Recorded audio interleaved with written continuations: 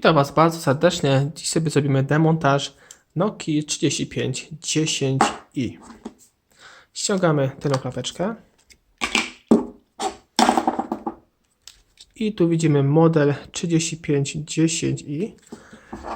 Teraz sobie podważamy przednią obudowę. Tutaj najlepiej od samego dołu. Spójrzcie, bardzo prosto. W tym modelu jest wszystko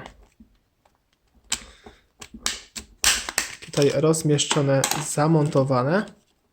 W tym przypadku Nokia niestety nie działa.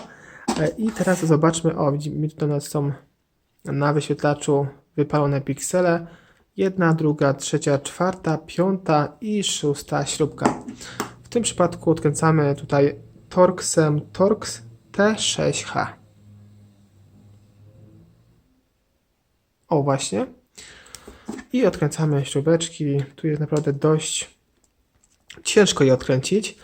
Takim tutaj śrubokręcikiem, jaki posiadam, wkrętakiem, ale damy radę. Tutaj jeszcze stały nam 4. Jedna z najmocniejszych, najlepszych Nokii w historii tej marki. To tutaj nie ulega żadnych wątpliwości. Już ostatnia. Tutaj dość naprawdę bardzo mocno trzeba je odkręcać takim śrubokręcikiem, jaki posiadam, bardzo małych rozmiarów. Dobra. I teraz podważamy tutaj wszystkie nasze wnętrzności tej Nokii. Żeby to zrobić, to tutaj nie jest tak, jakby się wydawało, hop siup. Tu jest pierwsza blokada.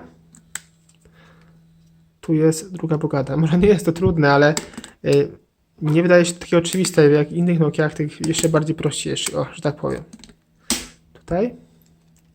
Czyli tu jest i tutaj, żeby nic nie uszkodzić. Wyciągamy sobie.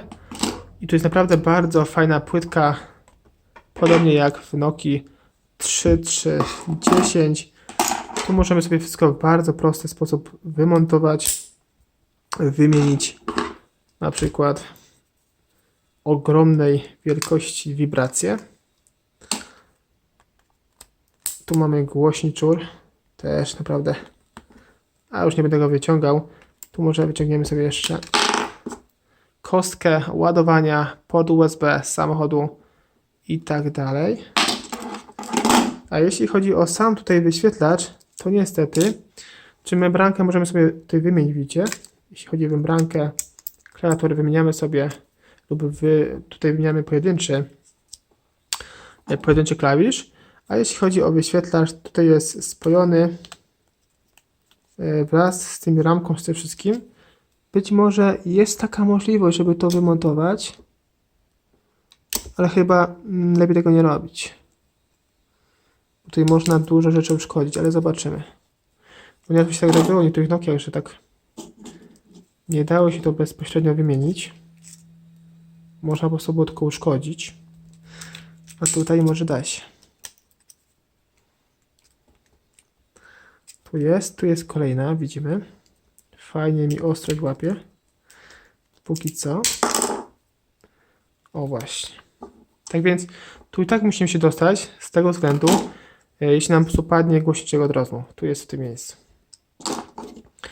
A jeśli chodzi o sam tutaj wyświetlacz, to zobaczcie. Tak to wygląda. Tu jest miejsce, które możemy podważyć i wyciągnąć. No ale cóż z tego, jak to jest wszystko połączone i możemy go tylko uszkodzić, widzę. No ale jest taka możliwość. Tak wygląda wyświetlacz do Nokii 3510 i więc jest taka możliwość wymiany tego wyświetlacza. I to wszystko, do zobaczenia w kolejnych odcinkach. Cześć.